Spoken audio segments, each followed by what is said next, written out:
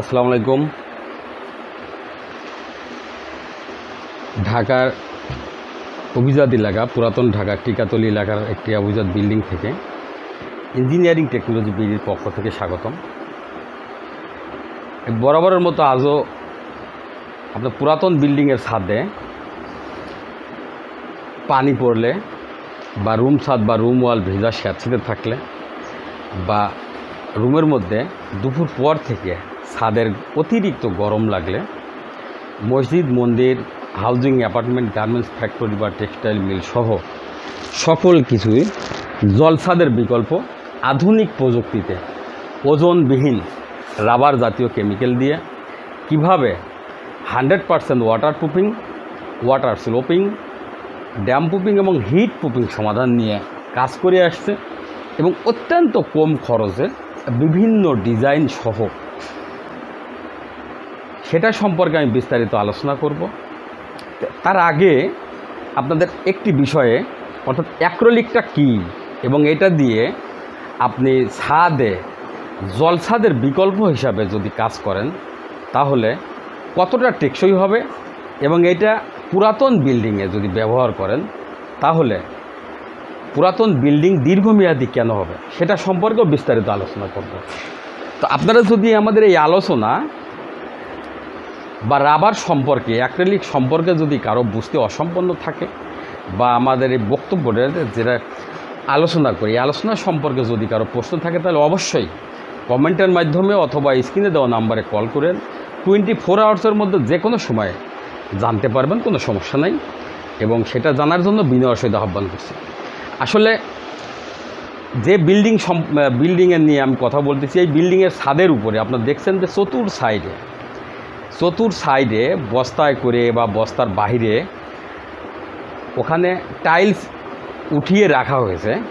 অর্থাৎ এই ছাদের উপরে টাইলস করা ছিল, সেই টাইলস থাকা অবস্থায় আপনার টাইলসের পুটিংটা সর্বোচ্চ 6 মাস বা 1 বছরের মধ্যে নষ্ট হয়, সেটা আমি আপনাদের বরাবরই বলে থাকি। এবং ওইখান দিয়েই পানি প্রবেশ করে আপনার মূল ছাদকে ড্যামেজ করে দেয়। অর্থাৎ এইটাকে আপনার পানি চুষে রডগুলোকে যখন জং ধরে মরিচা ফেলায়, মোটা করে ফেলে, তখন রুম ছাদের প্লাস্টার ঝরে পড়ে, ছাদের বিভিন্ন জায়গায় ফাটল আসে, রুম ছাদ বা রুম ওয়াল ড্যামেজ হয়ে যায় এবং রং করলে রং টেকসই হয় না, ভ্যাপসা গন্ধ বেরোয়। তো এইটাতেই আমরা যদি বিকল্প ধারায় যদি সমাধান করি অত্যন্ত কম খরচে এবং কম জনবল দিয়ে, ওজনবিহীন, যেটা নিয়ে আমি কথা বলছি অ্যাক্রিলিক, সেটা হলো আমরা যখন এই পুরাতন বিল্ডিংয়ের ছাদে কাজ করি, এই কাজ করার প্রথমেই আগে টাইলসটা উঠিয়ে নিচ্ছি। এই টাইলসটা কেন উঠিয়ে নিচ্ছি? কারণ এই টাইলসটা এই কারণে উঠাচ্ছি যে এই টাইলসের উপর দিয়ে যদি কাজ করে দিতাম তাহলে মূল ছাদে যে ফাটলগুলো আছে সেই ফাটলগুলো আমরা রিপেয়ারিং করতে পারতাম না।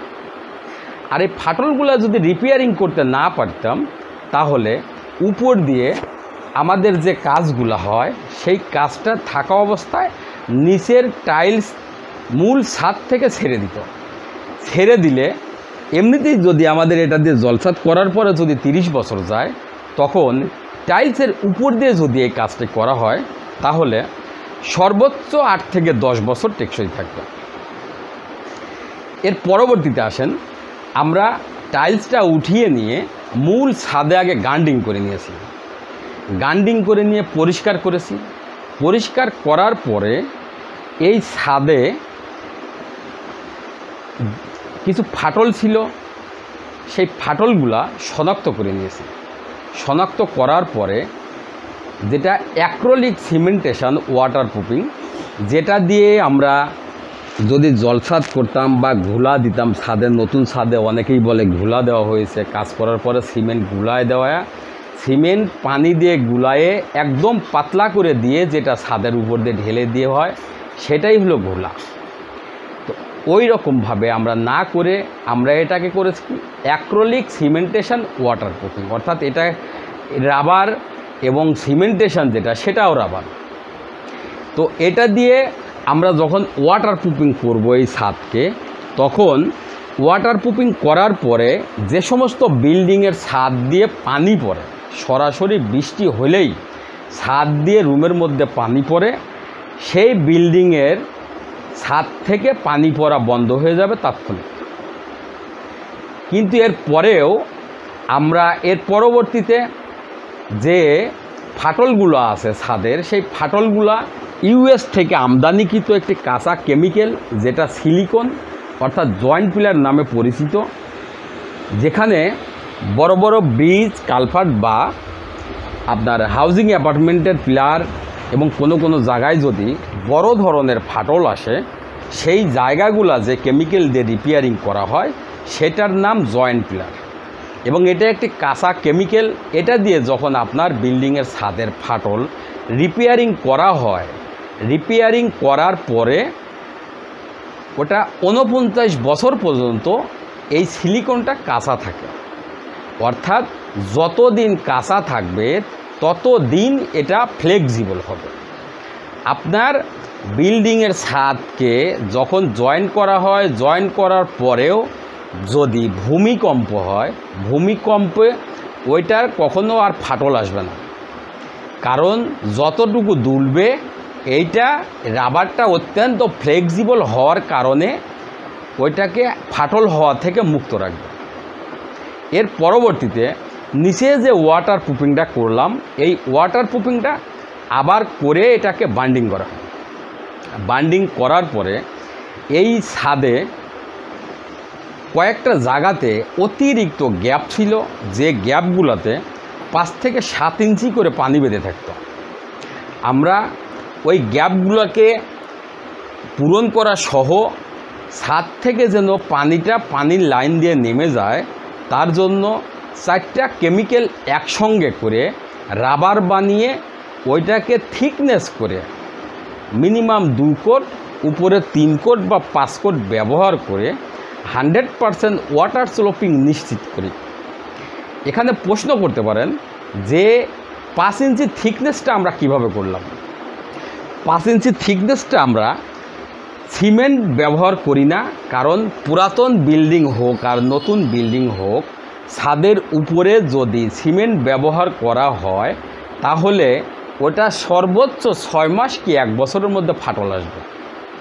আর পুরাতন বিল্ডিংয়ের ছাদে যখনই আপনি সিমেন্ট ব্যবহার করবেন, সেটা সর্বোচ্চ ওইটা ঢালাইয়ের পরে শুকাবে, শুকানোর সাথে সাথে ওটাকে ফাটলে পরিণত হবে।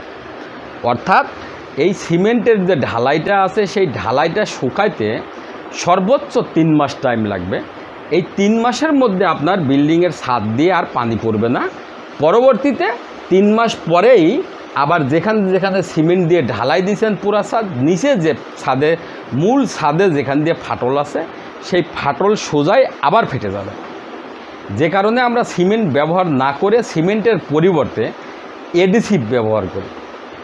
এই এডিসিভটার সঙ্গে আমরা ল্যাটেক্স অর্থাৎ আঠা এবং পিডিপিন 2K এই ধরনের কেমিক্যাল অর্থাৎ অ্যাক্রিলিক সিমেন্টেশন সহ ওইটাকে মিক্সড করে আমরা এটাকে রাবার বানিয়ে এইটাকে আমরা থিকনেস করে আমরা মোটা করে এটাকে প্রলেপ হিসাবে ব্যবহার করে এটা ওয়াটার স্লোপিং নিশ্চিত করা হয়। নিশ্চিত করার পরে নিচে যে ওয়াটার প্রুফিংটা দেখছেন, অর্থাৎ এখন যে ফাইনাল কোটটা দেখছেন, ফাইনাল কোটের আগে যেটা দেখছেন যে একটু সাদা সাদা দেখা যাচ্ছে, ওইটাই হলো ওয়াটার প্রুফিং। অর্থাৎ নিচে যে ওয়াটার প্রুফিংটা করেছি, সেই ওয়াটার প্রুফিংটা আবার করে এটাকে বান্ডিং করা হয়েছে। উপরে আপনার চাহিদা অনুযায়ী ডিজাইন, চাহিদা অনুযায়ী কালার, আপনার চাহিদা অনুযায়ী এক্সপেন্সিভ যে কোনো কিছু ডিজাইন যদি আপনি বলতে পারেন বা আপনি করে দিতে পারেন, তাহলে সেই ডিজাইন অনুযায়ী আমরা কাজ করে দিতে পারবো। কারণ আপনারা জানেন যে ইঞ্জিনিয়ারিং টেকনোলজি বিডি সারা বাংলাদেশের প্রত্যন্ত অঞ্চলে অত্যন্ত সুদক্ষ টেকনিশিয়ান দ্বারা দীর্ঘ 9 বছর হলো সার্ভিস দিয়ে আসছে। সেইখানে আমাদের অত্যন্ত সুদক্ষ টেকনিশিয়ান দ্বারা যখন আমরা এই ফাইনাল কোটটা আমরা করি, তখন আপনি দেখবেন এক একটা ছাদে এক একটা ডিজাইন, এক একটা ছাদে এক একটা কালার দিয়ে এটাকে ফিনিশিং করা হয়। আর এই ছাদটাকে আমরা যেখানে কাজ করতেছি টিকাতলি, এই টিকাতলির এই ভবনটা একটি আধুনিক ভবন, মালিকপক্ষ অত্যন্ত ভদ্র এবং নম্র, সেখানে সবাই মার্জিতভাবে, যে কারণে আপনি দেখবেন যেখানে 3টা কালার ব্যবহার করা হয়েছে, 3টা কালার দিয়ে টাইলসের বিকল্প হিসাবে এটাকে ব্যবহার করে এই ছাদের সৌন্দর্যকে আরও বাড়িয়ে দেওয়ার জন্য ইঞ্জিনিয়ারিং টেকনোলজি বিডিকে স্মরণ করেছিলেন। তার ধারাবাহিকতায় ইঞ্জিনিয়ারিং টেকনোলজি বিডির অত্যন্ত সুদক্ষ টেকনিশিয়ান প্লাস সাইড ইঞ্জিনিয়ার থেকে এই কাজটি সমাধান করা হয়েছে। এবং এই সমাধান করার আগে যে আমরা যেভাবে কাজগুলো করেছি সেটা নিয়ে আপনাদেরকে আমরা ব্রিফিং দিয়েছি এবং কথা বলছি, আলোচনা করছি। তো সারা বাংলাদেশের প্রত্যন্ত অঞ্চলে কাজ বা পরামর্শের জন্য অবশ্যই যোগাযোগ করুন ইঞ্জিনিয়ারিং টেকনোলজি বিডি, স্ক্রিনে দেওয়া নাম্বারে। আবারও দেখা হবে পরবর্তী কোনো ছাদে। সে পর্যন্ত আপনাদের সার্বিক সুস্থতা এবং মঙ্গল কামনা করে আজকের মতো এখানেই বিদায়। আল্লাহ হাফেজ, আসসালামু আলাইকুম। কথাই বাড়াচ্ছে না, আবার